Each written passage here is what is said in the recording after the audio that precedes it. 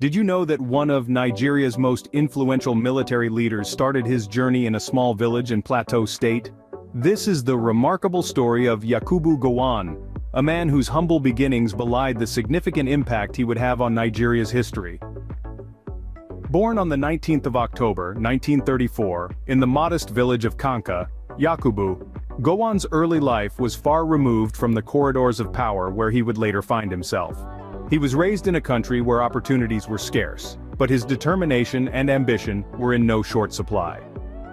In 1954, a young and eager Yakubu made a decision that would set the course for the rest of his life. He enlisted in the Nigerian army. It was an audacious move for someone from his background, but Gowon was not one to be deterred by the prospect of a challenge. His tenacity paid off. Over the next dozen years, Gowon excelled in the military, earning the respect of his peers and superiors alike.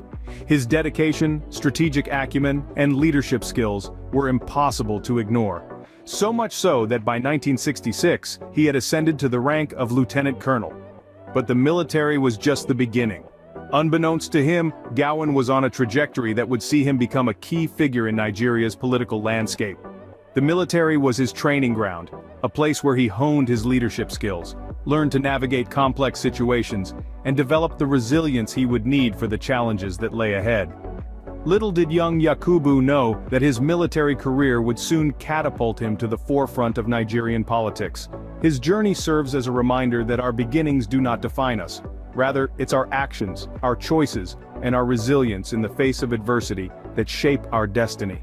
Yakubu Gowon's story is a testament to this truth, a truth that continues to resonate in the annals of Nigerian history. Power can often come in unexpected ways, as it did for Yakubu Gowon in July 1966. The Nigerian landscape was undergoing a seismic shift. A military coup, spearheaded by zealous officers, had successfully overthrown the government of Major General Johnson Aguiyi Ironsi. Ironsi, the man who once held the reins of the nation, met an untimely end during the coup, leaving a vacuum of authority. Into this void stepped Yakubu Gowon. Rising from his position as a lieutenant colonel, Gowon ascended to the role of Nigeria's head of state. But this was no simple promotion. Gowon was stepping into a cauldron of political unrest and ethnic tension. He was not just tasked with leading a nation, he was tasked with healing it.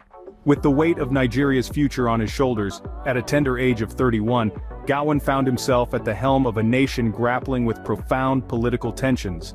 Leading a nation is never easy, but leading during a civil war is a test few can imagine. The Nigerian Civil War, also known as the Biafran War, was one such test for Yakubu Gowon. It was a conflict that erupted from a potent mix of ethnic and political tensions, tearing at the very fabric of the young Nigerian state from 1967 to 1970. Gowon, then head of state, found himself at the helm of a nation on the brink of disintegration. The war was a brutal and bloody affair, causing immense suffering and loss. But it was during these tumultuous times that Gowon's leadership shone through. He wasn't just a military leader, he was a leader of people, guiding a nation through its darkest hour. His stance during the war and in its aftermath was a testament to his commitment to national reconciliation and reconstruction. He adopted a policy of no victor, no vanquished. This wasn't about winning or losing, it was about healing a nation, about bringing together a people torn apart by conflict.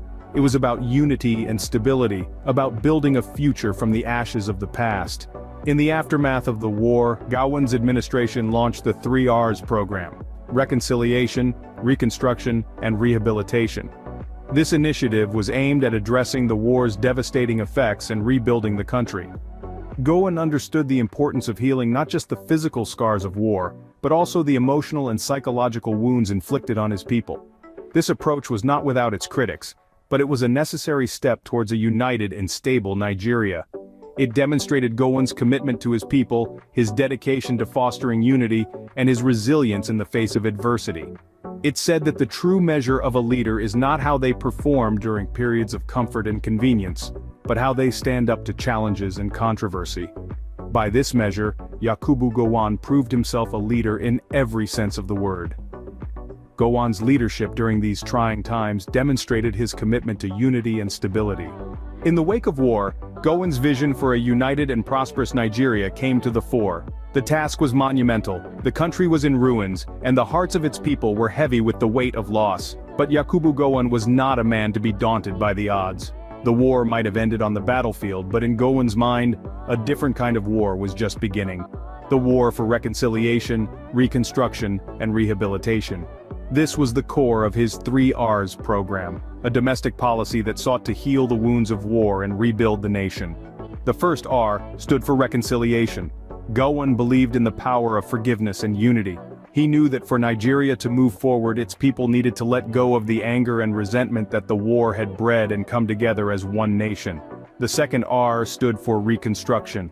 The Civil War had left a significant portion of the country in ruins, and Gowon knew that physical rebuilding was as important as emotional healing. This was a practical step, one that involved rebuilding infrastructure, revitalizing the economy, and restoring basic services. The final R stood for rehabilitation. This was about helping the individuals and communities affected by the war to regain their footing. It was about providing support, resources, and opportunities that would enable them to rebuild their lives and their communities. The 3 R's program was ambitious, and its implementation was not without challenges. But Gowon was determined to see it through, and his administration worked tirelessly to bring his vision to life. The program had a significant impact on Nigeria, fostering unity, promoting stability, and laying the groundwork for economic development.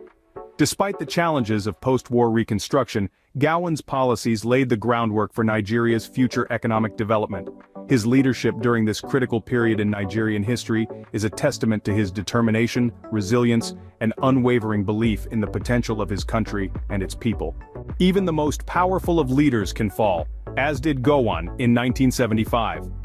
Yakubu Gowon, once the head of state of Nigeria, found himself on the receiving end of a bloodless coup on July 29, 1975. The coup, which occurred while Gowon was attending an Organization of African Unity summit in Uganda, abruptly ended his 9-year tenure. The coup leaders, dissatisfied with Gowon's handling of the nation, accused him of veering away from the principles of the military revolution that had brought him to power. They viewed his administration as corrupt, citing a lack of transparency and accountability. Gowon's government was overthrown without a single shot being fired, marking a peaceful yet impactful transition of power. In the aftermath of the coup, Gowon made the decision to go into exile. He found refuge in the United Kingdom, a place far removed from the political turmoil back home. For nearly 6 years, Gowon lived in the shadows, a stark contrast to the commanding presence he once held on Nigeria's political stage. But as the saying goes, you can take the man out of Nigeria, but you can't take Nigeria out of the man. In 1981, Gowon made the decision to return to his homeland. His return was not marked by a desire to reclaim power, but rather a commitment to contribute positively to the nation that he once led.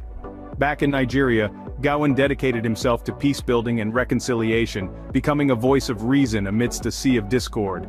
He worked tirelessly to address the ethnic and religious tensions that continued to plague Nigeria, putting his experience and understanding to good use.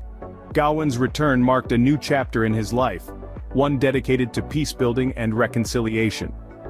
Despite the downfall and the exile, Yakubu Gowon's story did not end in defeat, but in a triumphant return to a place he could always call home. His commitment to peace and unity continues to echo within the annals of Nigeria's history, reminding us all of the resilience of the human spirit. The measure of a leader is often found in their legacy, and Yakubu Gowon's is one of resilience and dedication to his nation. Born in the heart of Nigeria, Gowon's life has been a journey of service, from his early days in the army to his ascension as head of state. His leadership, tested in the crucible of the Nigerian Civil War, was characterized by a determination to maintain national unity at all costs. Gowon's policy of no victor, no vanquished, and his 3 R's program, aimed at reconstruction, rehabilitation, and reconciliation, set the tone for his efforts to heal a war-torn nation. Despite facing a downfall and years in exile, Gowon's dedication to Nigeria never wavered. Since his return, he has continued to champion peace-building efforts, addressing ethnic and religious tensions in his beloved homeland. Despite the trials and tribulations of his career, Yakubu Gowon remains a significant figure in Nigerian history, a testament to his enduring dedication to peace and unity.